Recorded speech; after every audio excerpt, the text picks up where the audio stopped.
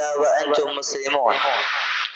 يا أيها الناس اتقوا الله وقولوا قولا سديدا يصلح لكم أعمالكم ويغفر لكم ذنوبكم ومن يطع الله ورسوله فقد فاز فوزا عظيما. أما بعد فإن خير الحديث كتاب الله وخير الهدي هدي محمد صلى الله عليه وسلم وشر الأمور محدثاتها وكل محدثة بدعة وكل بدعة ضلالة وكل ضلالة في النار. أعوذ بالله من السميع العليم من الشيطان الرجيم. بسم الله الرحمن الرحيم. الذين آتيناهم الكتاب يتلونه حق تلاوته. அனைத்து புகழும் அல்லாஹ் ஒருவனுக்கு. அவன்தான் நாம் அனைவரையும் படைத்தான். அவனைதான் நாம் அனைவரும் வணங்குகிறோம். அவனிடமே நாம் அனைவரும் உதவி தேடுகிறோம். அவனிடமே நாம் அனைவரும் திரும்பி செல்ல வேண்டும். நாம் தலைவர் நபி ஸல்லல்லாஹு அலைஹி வஸல்லம் மீதும் அவர்களுடைய குடும்பத்தார்கள் மீதும் அவர்களுடைய தோழர்கள் மீதும் மறுமை நாள் வரை அவர்களை பின்பற்றும் அனைத்து முஃமின்கள் மீதும் அல்லாஹ்வின் சாந்தியும் சமாதானமும் உண்டாகட்டுமாக. நான் இன்று உங்கள் முன்னால் பேச எடுத்துக்கொண்ட தலைப்பு குர்ஆனின் உரிமைகள். குர்ஆன் அல்லாஹ்வுடைய அத்தாட்சி, அல்லாஹ்வுடைய ஒரு அற்புதமாக இருக்கிறது. இந்த உலகத்திற்கு அனுப்பப்பட்ட அனைத்து நபிமார்களுக்கும் அனைத்து தூதர்களுக்கும் அல்லாஹ் ஒரு அத்தாட்சியை தந்து அனுப்பினான். நபி மூசா அலைஹி வஸலாமிற்கு அல்லாஹ் மரத்தினுடைய ஒரு குச்சி அசாவை அற்புதமாக தந்தான். அந்த அசாவின் மூலம் மூசா அலைஹி வஸலாம் அவர்கள் கடலை இரண்டாக பிரித்தார்கள். அந்த அசாவின் மூலம் அதை பாம்பாக மாற்றினார்கள் அல்லாஹ்வின் உத்தரவால். இதேபோல் நபி ஈசா அலைஹி வஸலாம் அவர்களுக்கு அல்லாஹ் மருத்துவத்தை, நோய் குணம் செய்யும் சக்தியை அற்புதமாக தந்தான், ஒரு அத்தாட்சியாக தந்தான். இப்படி அல்லாஹ் அனுப்புகின்ற அனைத்து நபிமார்களுக்கும் அல்லாஹ் ஒரு அத்தாட்சி, ஒரு அற்புதத்தை தந்தான். அதேபோல் நம் நபி முஹம்மது ஸல்லல்லாஹு அலைஹி வஸல்லம் அவர்களுக்கும் அல்லாஹ் ஒரு அத்தாட்சியையும் அற்புதத்தையும் தந்தான். அதுதான் குர்ஆன். குர்ஆன் அல்லாஹ்வுடைய ஒரு அத்தாட்சியாகவும் அற்புதமாகவும் இருக்கிறது. இதற்கு முன்னால் அனுப்பப்பட்ட அனைத்து நபிமார்களுக்கும் அல்லாஹ் தந்த அற்புதங்களும் நம் நபி முஹம்மது ஸல்லல்லாஹு அலைஹி வஸல்லமுக்கு அல்லாஹ் தந்த அற்புதத்தில் வித்தியாசம் இருக்கிறது. முந்தைய சமுதாயத்திற்கு அனுப்பப்பட்ட நபிமார்களுக்கு அல்லாஹ் கண்களுக்கு தெரிகின்ற ஒரு அற்புதத்தை தந்தார். நபி ஈசா அலைஹி வஸலாம் அவர்களுக்கு நோய் குணம் செய்யும் சக்தி. யாராவது நோயாளியாக இருந்தால் அவருடைய உடம்பில் கை வைத்து அவர் துஆ செய்தால் அந்த நோய் குணமாகிவிடும். கண்கள் தெரியாதவனாக இருந்தால் கண்களில் கை வைத்து துஆ செய்தால் அந்த கண்கள் தெரியாத நோய் குணமாகிவிடும். அதேபோல் மூசா அலைஹி வஸலாம் அவர்களுக்கு குச்சி, மரத்தினுடைய ஒரு குச்சியை தந்தான். ஒரு அற்புதமாக, அந்த அற்புதம் கண்களுக்கு தெரிகின்ற அற்புதம். அதே நம் நபி முஹம்மது ஸல்லல்லாஹு அலைஹி வஸல்லமுக்கு அல்லாஹ் கொடுத்த அற்புதம் கண்களுக்கு தெரியாத அற்புதம். குர்ஆன் கண்களுக்கு தெரிகின்ற அற்புதம் அல்ல. யார் ஒரு மனிதன் குர்ஆனை படிக்கிறானோ, குர்ஆனை ஓதுகிறானோ, அதற்கு பிறகு அதில் சிந்திக்கிறானோ, அதற்கு பிறகு அதை சிந்தித்தால் தான் அது அற்புதம் என்று புரிய முடியும். பார்த்ததும் இது அல்லாஹ்வுடைய அற்புதம் என்று எவராலும் கூற முடியாது. யார் ஒரு மனிதன் அதில் சிந்திக்கிறானோ அப்போதுதான் இது அல்லாஹ்வுடைய ஒரு அற்புதம் என்று புரிய முடியும். அதே அதுபோல் இரண்டாவது அனைத்து நபிமார்களுக்கும் அல்லாஹ் காலத்திற்கு ஏற்ப அற்புதங்களை தந்தான். மூசா அலைஹி வஸலாமுடைய காலத்தில் சூனியம் இருந்தது. சூனியம் மிகப்பெரிய ஒரு அந்த காலத்தில் மிகப்பெரிய நபர்கள் சூனியத்தை பெரிய ஒரு செயலாக நினைத்துக் கொண்டிருந்தார்கள். அதன் காரணமாக அல்லாஹ் அந்த காலத்திற்கு சூனியம் போன்ற ஒரு செய்தி, ஒரு குச்சி, மரத்தின் குச்சி, அதை பாம்பாக மாற்றும் ஒரு சக்தியை மூசா அலைஹி வஸலாமிற்கு தந்தான். நபி ஈசா அலைஹி வஸலாமிற்கு அந்த காலத்தில் மருத்துவம் அதிகமாக இருந்தது. அந்த காரணத்தினால் அந்த காலத்தில் நபி ஈசா அலைஹி வஸலாமுக்கு அல்லாஹ் தந்த அற்புதம் மருத்துவம், நோய் குணம் செய்யும் சக்தியை ஒரு அற்புதமாக அல்லாஹ் அவர்களுக்கு அளித்தான். நம்முடைய நபி முஹம்மது ஸல்லல்லாஹு அலைஹி வஸல்லமுடைய காலத்தில் அல்லாஹ் நம் நபி முஹம்மது ஸல்லல்லாஹு அலைஹி வஸல்லமுக்கு தந்த அற்புதம் குர்ஆன். இந்த குர்ஆன் எப்படிப்பட்ட அற்புதம்? இந்த குர்ஆன் கல்வியில் அற்புதமாக இருக்கிறது. வருகின்ற காலம் கல்வியின் மூலம்தான் உயர்வை அடையும், கல்வியின் மூலம்தான் தாழ்வை அடையும், கல்வியின் மூலம்தான் வெற்றி பெறும் என்று அல்லாஹ் இந்த கல்வி குர்ஆனை தந்து கல்வியினுடைய முக்கியத்துவத்தை கூறிவிடுகிறான்.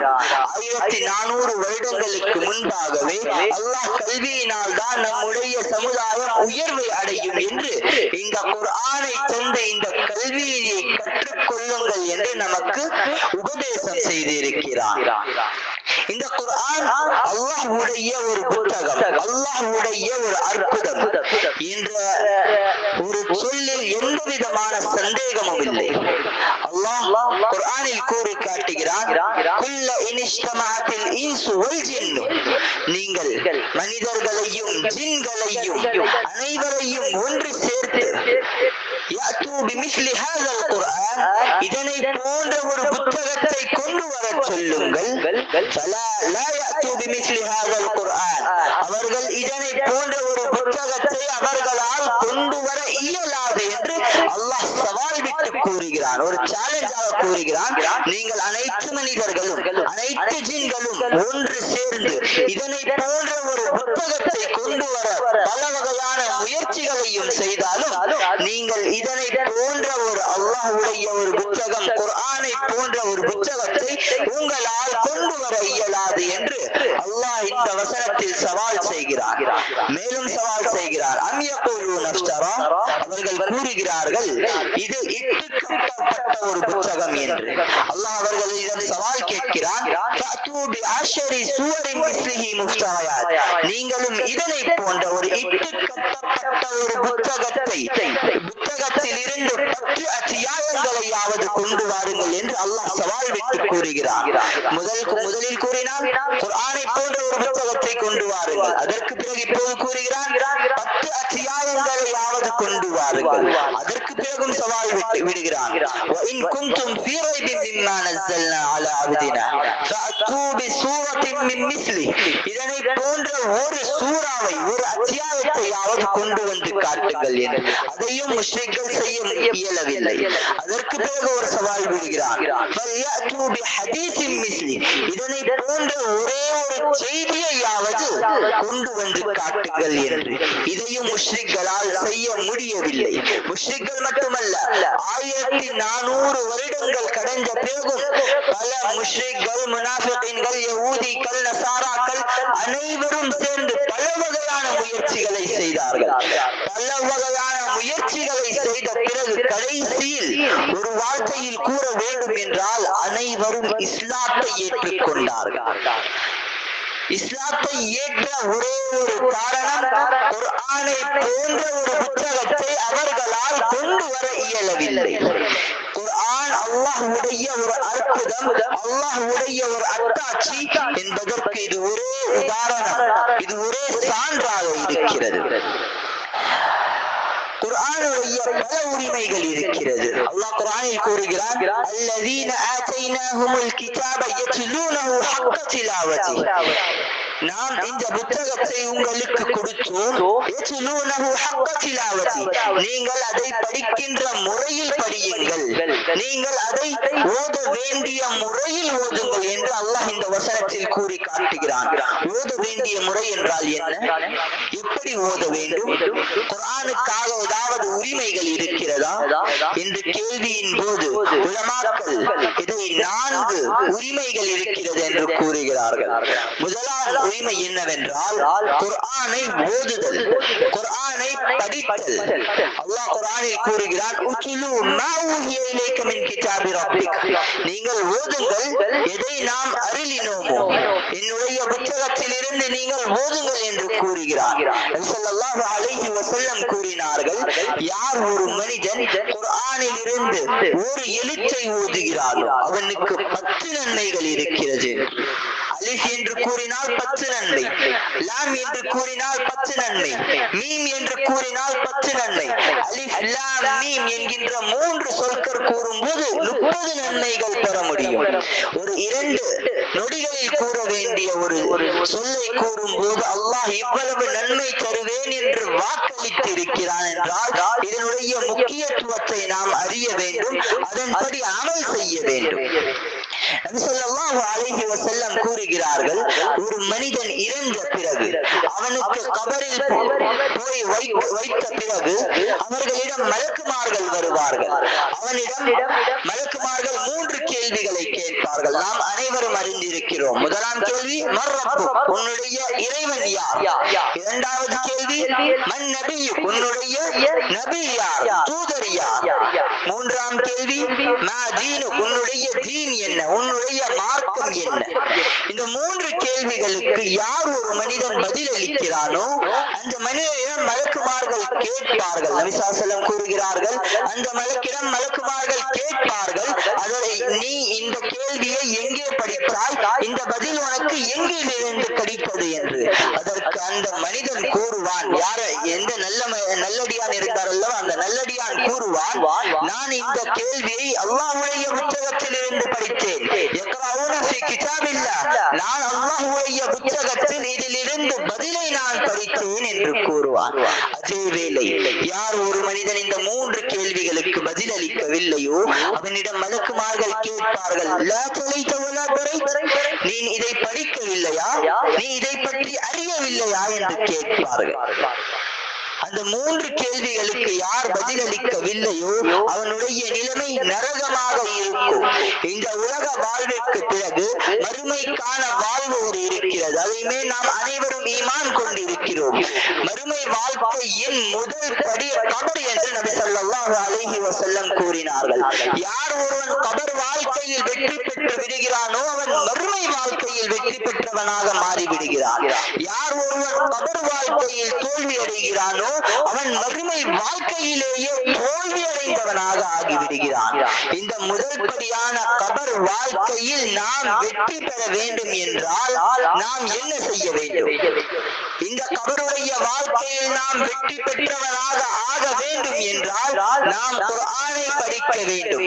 குர்ஆனை படித்தால் தான் அந்த 3 கேள்விகளுக்கு பதில் அளிக்க முடியும். யார் ஒருவன் அந்த 3 கேள்விகளுக்கு பதில் அளிக்கிறானோ அவன் கபருடைய முதலாம் படியில் இருந்து சென்று விடுவான், மேலே சென்று விடுவான். யார் ஒருவன் அந்த முதல் படியை தாண்டி விடுகிறானோ அவன் அந்த மறுமைக்கான அந்த வாசலில் நுழைந்து விட்டவனாக ஆகிவிடுகிறான். அதனால் நாம் அதிகமாக குர்ஆனை படிப்பவராக ஆக வேண்டும். சஹாபாக்களுடைய வாழ்க்கை வரலாறை பார்த்தோமேயானால் அபூபக்கர் ரலியல்லாஹுவை பற்றி வருகிறது. அபூபக்கர் ரலியல்லாஹு அன்ஹு எப்படி குர்ஆனை ஓதுபவர்களாக இருந்தார்கள் என்றால், அபூபக்கர் ரலியல்லாஹு அன்ஹு ஹிஜ்ரத்திற்கு முன்பு மக்காவில் இருக்கும் போது அவர்கள் குர்ஆனை ஓதிக்கொண்டிருப்பார்கள். எப்படி ஓதுவார்கள் என்றால், குர்ஆனை ஓதும் போது அவர்களுடைய சத்தம் உயர்ந்த சத்தமாக இருக்கும். அதிக சத்தத்தில் ஓதுபவராக இருந்தார்கள். அந்த ஓதும் போது அவர்களுடைய கண்களில் தண்ணீர் சிந்திக் கொண்டு இருக்கும்.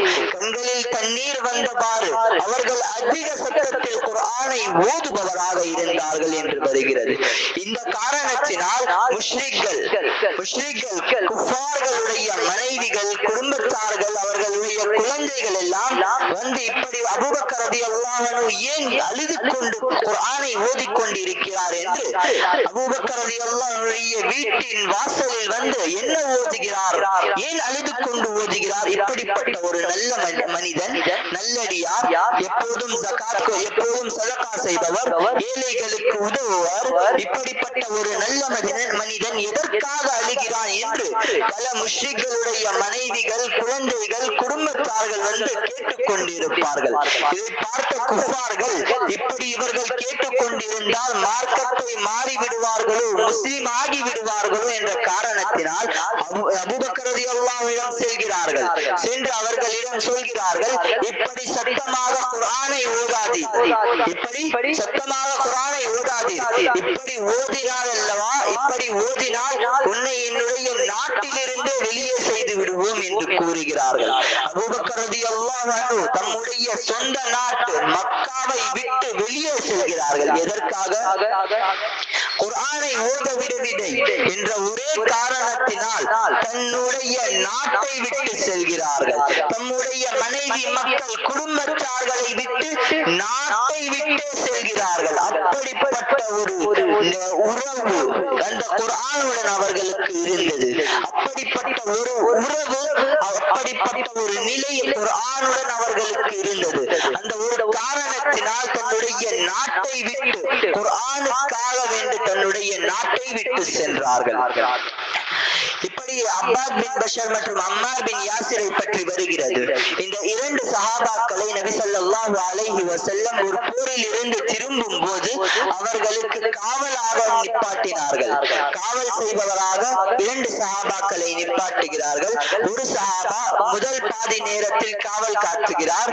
எதிரிகள் அடித்து விடுவார்களோ, ஏதாவது நடந்து விடுவோமோ என்று காவலுக்காக முதல் சஹாபி அப்பாஸ் பின் பஷர் நின்று கொண்டிருக்கிறார். அவர்கள் அந்த நேரத்தில் தொழுது விடலாம் என்று தொழுகையை ஆரம்பித்து விடுகிறார். தொழுது கொண்டிருக்கிறார். அந்த தொழுதும் நேரத்தில் எதிரிகளில் இருந்து ஒரு அம்பு வந்து அவர்களுடைய உடலில் குத்துகிறது. அவர்கள் தொழுது கொண்டே இருக்கிறார்கள். இரண்டாம் அம்பும் வந்து அவர்களுடைய உடலில் கொத்துகிறது. அவர்கள் தொழுகையை விடவில்லை, தொழுது கொண்டே இருக்கிறார்கள். மூன்றாம் அம்பு வந்து அவர்களுடைய உடலில் குத்துகிறது.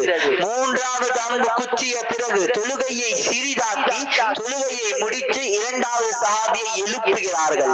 இரண்டாம் சஹாபி கேட்கிறார்கள், முதல் அம்பு குத்தியதல்லவா, அப்போது ஏன் நீ என்னை எழுப்பவில்லை என்று. அதற்கு அந்த முதல் சஹாபி அப்பாஸ் பின் பஷர் கூறுகிறார்கள், யக்ரவுன கிதாபல்லாஹ், நான் அல்லாஹ்வுடைய புத்தகத்தை ஓதிக்கொண்டிருந்தேன். ஃபலா அக்ஸா, நான் அதை நடுவில் விட்டுவிட என்னுடைய மனசு கூறியதில்லை என்று கூறுகிறார்கள். எப்படிப்பட்ட ஒரு நிலை பாருங்கள். அம்பு குத்துகிறது, அவர்கள் காவலில் இருக்கிறார்கள். அம்பு குத்திய பிறகும் அவர்கள் தொழுகையை தொழுது கொண்டு இருக்கிறார்கள். அந்த சூறாவை நடுவில் விட்டு செல்ல அவர்களுடைய மனசு கூறவில்லை. அவர்கள் கூறுகிறார்கள், மூன்றாவது அம்பு வந்து குத்திய பிறகு நான் நினைத்தேன், நான் இறந்து விட்டால் நபி ஸல்லல்லாஹு அலைஹி வஸல்லம் எனக்கு தந்த இந்த அமானிதம், காவல் காட்டும் வேலையை நான் சரியாக செய்தவனாக இருக்க மாட்டேனே என்ற ஒரு காரணத்தினால் மூன்றாவது அம்பு குத்திய பிறகு நான் தொழுகையை லேசாக்கி தொழுகையை முடித்து விட்டேன் என்று கூறுகிறார்கள். எப்படிப்பட்ட குர்ஆனுடைய உறவு பாருங்கள். குர்ஆனை ஓதும் போது அவர்கள் குர்ஆனை தங்களுடைய மனதில் இருந்து ஓதினார்கள். அப்படிப்பட்ட ஒரு நிலை நம்மிடம் மிகவும் குறைவாக காணப்படுகிறது. இரண்டாவது உரிமை என்னவென்றால், குர்ஆனை ஓதும் போது குர்ஆனுடைய அர்த்தத்தை புரிந்து ஓத வேண்டும், பொருளை புரிந்து ஓத வேண்டும். அல்லாஹ் குர்ஆனில் கூறுகிறான், கிதாபுன் அன்ஸல்னாஹு இலைக முபாரக்குன், நாம் இந்த புத்தகத்தை உங்களுக்கு அருளினோம். முபாரக்குன், இது ஒரு தூய்மையான புத்தகம். லியதப்பரு ஆயாதி, இதனுடைய வசனங்களை நீங்கள் சிந்தித்து பாருங்கள்.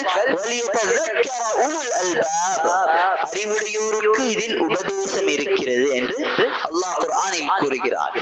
யார் அறிவுடையவன்? யார் ஒருவன் இந்த புத்தகத்தை சிந்தித்து படிக்கிறானோ, இந்த புத்தகத்தினுடைய பொருளை புரிந்து அதை சிந்திக்கிறான் படிக்கிறானோ அவனுக்கு நல்லுபதேசம் இருக்கிறது.